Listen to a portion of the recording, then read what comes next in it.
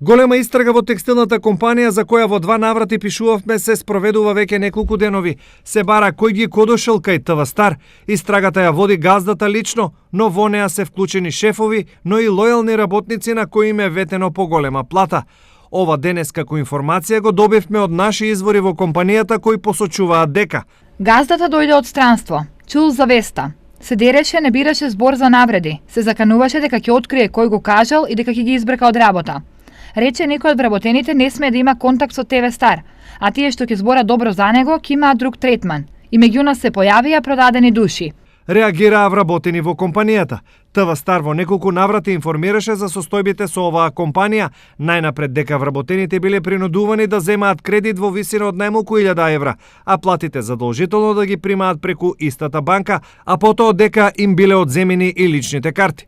За сега нема никаква реакција од сопствениците на компанијата, а за случајот ТВ Стар ќе ги информира сите надлежни институции.